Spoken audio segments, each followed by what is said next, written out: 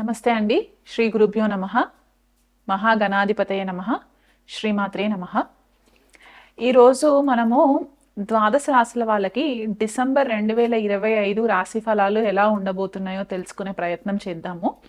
కానీ దానికంటే ముందు డిసెంబర్లో గ్రహ గోచారం ఎలా ఉంది, ఏ గ్రహం ఎప్పుడు ట్రాన్సిట్ అవుతుంది, ఏ రాశిలోకి ట్రాన్సిట్ అవుతుంది అనే ఒక ఇన్ఫర్మేషన్ గ్యాదర్ చేసుకుందామండి.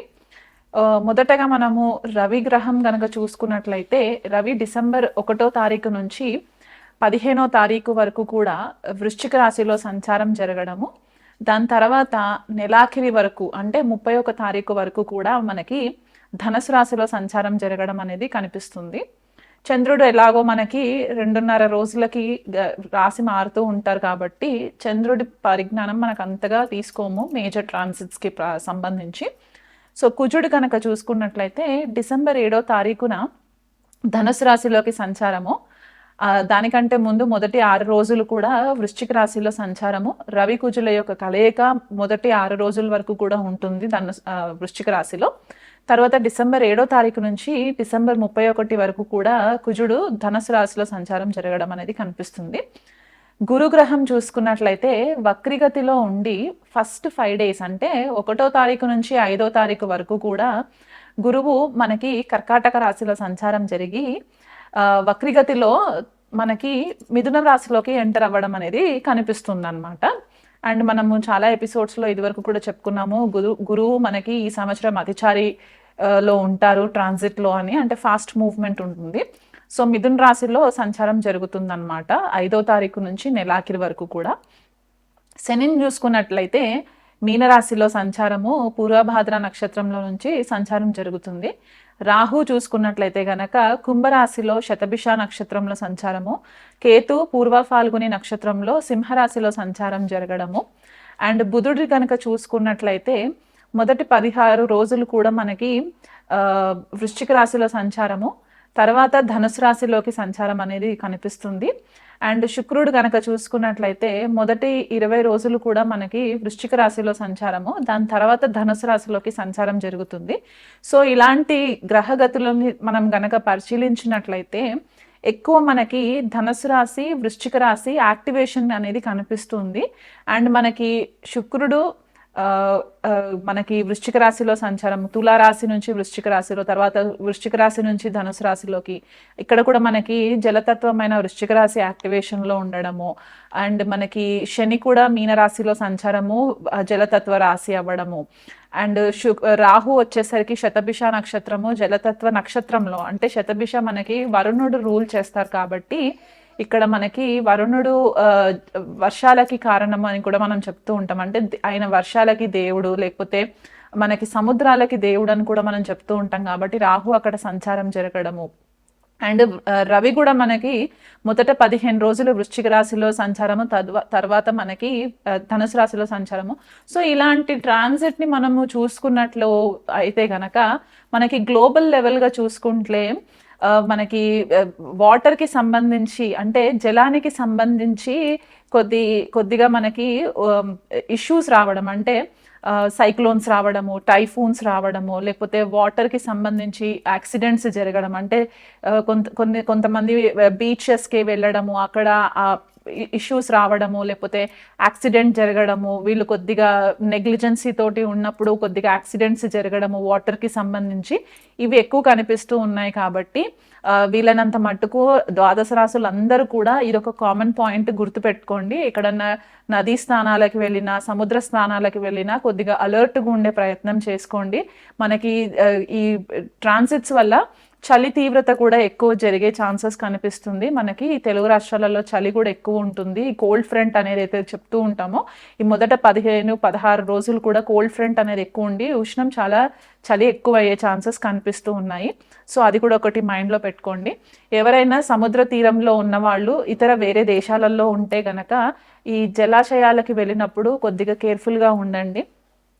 ఎలాంటి వాటర్ స్పోర్ట్స్కి చేసుకున్నా కూడా కొంచెం కేర్ఫుల్గా ఉండి ప్రికాషన్స్ తీసుకోండి. అండ్ ఇమోషన్స్ పైన డెసిషన్స్ తీసుకోకండి. ద్వాదశ రాశుల వాళ్ళకి అందరికీ కూడా ఇది ఒక కామన్ పాయింట్ అన్నమాట. ఎటువంటి డెసిషన్స్ లైఫ్కి సంబంధించి మేజర్ ఈవెంట్స్కి సంబంధించి డెసిషన్స్ మీరు ఏవైతే తీసుకుంటారో అవి ఇమోషన్స్ మీద తీసుకున్నట్లయితే కనుక మీకు చాలా మట్టుకు నష్టపోయే ఛాన్సెస్ కనిపిస్తున్నాయి. కాబట్టి కొద్దిగా లాజికల్గా ప్రాక్టికల్గా ఆలోచించి మీరు డెసిషన్స్ తీసుకునే ప్రయత్నం చేసుకోండి. అండ్ ఇండివిజువల్గా ఏ రాశి వాళ్ళకి ఎలాంటి రిజల్ట్స్ ఉండబోతున్నాయి అనేది నేను మీకు వివరిస్తాను. తులా రాశి వాళ్ళకి లేదా తులా లగ్నం వాళ్ళకి కనుక డిసెంబర్ రాశి ఫలాలు చూసుకుంటే తులారాశి వాళ్ళకి కూడా కొద్దిపాటిగా మెరుగ్గానే ఉందండి. ఈ నెలంతా కూడా ఆర్థిక ఇబ్బందులు అయితే ఎక్కడ కూడా కనిపించట్లేదు. నెల మొదలు లగ్నాధిపతి అయిన శుక్రుడు లగ్నంలోనే సంచారం, అంటే తులారాశిలోనే సంచారము, తర్వాత ద్వితీయ స్థానంలో ద్వితీయాధిపతితో కలిసి ఉండడము, దాని తర్వాత మళ్ళీ తృతీయ స్థానంలోకి ద్వితీయాధిపతి అయిన కుజుడితో కలిసి ఉండడము, సంచారం జరగడం అనేది కనిపిస్తుంది. లాభాధిపతి రవి కూడా కలిసే ఉంటారు. కాబట్టి ఈ నెలలో మీకు ఇదివరకు ఎక్కడి నుంచి అయినా సరే డబ్బులు రావాల్సినవి ఉండి అవి ఆగిపోయి ఉంటే గనక అవి ఈ నెలలో మీకు ఆ డబ్బులు రావడానికి కూడా ఛాన్సెస్ కనిపిస్తున్నాయి. పంచమ స్థానంలో ఉన్న రాహు ఏంటంటే మీ ఇంటెలిజెన్స్, మీ ఆలోచన శక్తి, మీ ఇంటెలిజెన్స్ చాలా స్ట్రాంగ్గా ఉండడము, షార్ప్గా ఉండడము, చురుగ్గా ఆలోచించడము, ఏదైనా స్పెక్యులేటివ్గా మీరు ఏదైనా డెసిషన్స్ తీసుకోవాలనుకున్న, స్ట్రాటజిక్ ప్లానింగ్ చేసుకోవాలనుకున్నా కూడా రాహు చాలా మంచి ఫేవరబుల్ రిజల్ట్స్లో ఉంటాయి. లాభస్థానంలో కేతు సంచారము ఇది వరకు మిమ్మల్ని నెట్వర్క్ సర్కిల్ నుంచి కొద్దిపాటిగా డిస్కనెక్ట్ చేస్తున్నట్లయితే కనుక ఈ నెలలో మళ్ళీ అలాంటి ఇష్యూస్ ఏం లేకుండా కొత్తగా కొలాబరేషన్స్ అవ్వడానికి కూడా మనకి ఛాన్సెస్ కనిపిస్తూ ఉన్నాయి. అండ్ మనకి షష్ఠ స్థానంలో శని సంచారము ఇదివరకు కూడా మనకి వక్రీగతిలో ఉన్న శని ఏంటంటే ఇబ్బంది పెట్టింది అని అనుకుంటే కనుక ఇప్పుడు ఎటువంటి ఆరోగ్య సమస్యలు లేకుండా మీకు కొద్దిగా రిలీఫ్ రావడానికి కూడా ఛాన్సెస్ కనిపిస్తున్నాయి తులారాశి వాళ్ళకి. మంచి డాక్టర్స్ని కూడా కన్సల్ట్ అయ్యే ఛాన్సెస్ కనిపిస్తున్నాయి. అంటే ఇదివరకు ప్రాపర్గా గైడెన్స్ దొరకలేదు హెల్త్ విషయంలో అనుకుంటే కనుక ఈ నెలలో మీకు ఆ గైడెన్స్ రావడానికి కూడా ఛాన్సెస్ కనిపిస్తున్నాయి. అష్టమంలో మనకి ఇక్కడ శుక్రుడు ద్వితీయ స్థానంలోకి సంచారమైనప్పుడు అష్టమ స్థానం పైన కూడా దృష్టి పడుతుంది. కాబట్టి అత్తవారింటి దగ్గర నుంచి కూడా మీకు ఎటువంటి ఇబ్బందులు లేకుండా వీలైనంత మట్టుకు చాలా పాజిటివ్ రిజల్ట్సే కనిపిస్తున్నాయి. మనకి ఇక్కడ భాగ్యస్థానంలో గురు సంచారం కూడా జరుగుతూ ఉంది.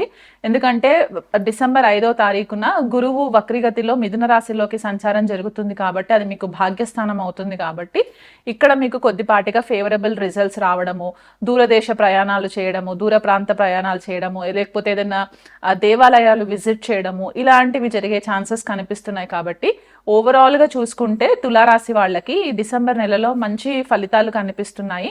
ఇంకా ఆర్థికంగా కానివ్వండి, లేకపోతే గృహంలో మంచి శుభకార్యాలు చేసుకోవడానికి దైవ బలం కావాలి అని అనుకున్న వాళ్ళైతే కనుక ప్రతిరోజు కూడా లక్ష్మీదేవి ఆరాధన రెగ్యులర్గా చేసుకోవడము, లలితాదేవి పారాయణం అలవాటు ఉన్న వాళ్ళైతే లలిత సహస్రనామం పారాయణం చేసుకోవడము, ఉదయం సాయంకాలం ఒకసారి చదువుకున్నా సరిపోతుంది. అమ్మవారికి మీరు ఎంత దగ్గరగా ఉంటే మీకు అంత మంచి ఫేవరబుల్ రిజల్ట్స్ వస్తాయి. అలాగే రవి కూడా మీకు బాధకుడు అవుతారు. తులారాశి వాళ్ళకి రవి బాధకుడు. కాబట్టి రవి కూడా మీకు ఫేవరబుల్ రిజల్ట్స్ కావాలి అనుకుంటే కనుక ఆదిత్య హృదయ పారాయణం చేసుకోవడము, రవికి అర్ఘం ఇవ్వడము, ఇలాంటివి చేసుకున్నట్లయితే కనుక ఇంకా బెటర్ రిజల్ట్స్ వస్తాయి.